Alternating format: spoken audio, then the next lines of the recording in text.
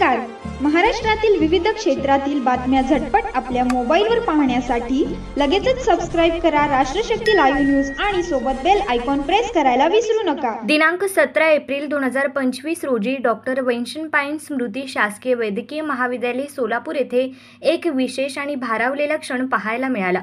कार्यालयीन अधीक्षकपदी पदोन्नतीने नियुक्ती झाल्याबद्दल संजय धोंडिबा देशमुख यांचा विविध क्षेत्रातील मान्यवरांच्या उपस्थितीत जाहीर सत्कार करण्यात आला. हा सोहळा केवळ एक औपचारिक कार्यक्रम नव्हता, तर तो त्यांच्या कार्यकर्तृत्वाचा आणि माणुसकीच्या नात्यांची जिवंत साक्ष होता. संजय देशमुख हे केवळ एक अधिकारी म्हणून नव्हे, तर एक संवेदनशील माणूस म्हणून ओळखले जातात.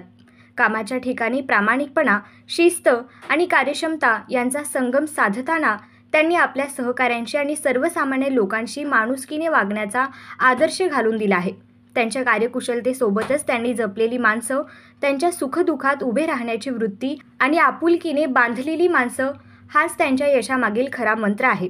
सत्कार सोहळ्यावेळी अनेक वक्त्यांनी आपली मनोगते व्यक्त करताना संजय नानांच्या सहवासातील अनुभव कथन केले.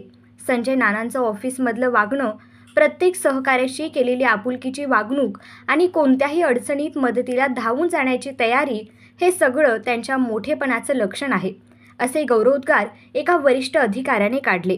संजय नानांच्या पदोन्नतीने केवळ त्यांचं कर्तृत्व अधोरेखित झालं नाही, तर त्यांनी जोडलेल्या माणसांची, नात्यांची किंमत ही अधोरेखित झाली. आजच्या युगात जेथे संबंध तुटताना दिसतात, तेथे संजय नानांनी माणुसकीचं नातं जपण्याची एक वेगळीच दिशा दाखवली आहे.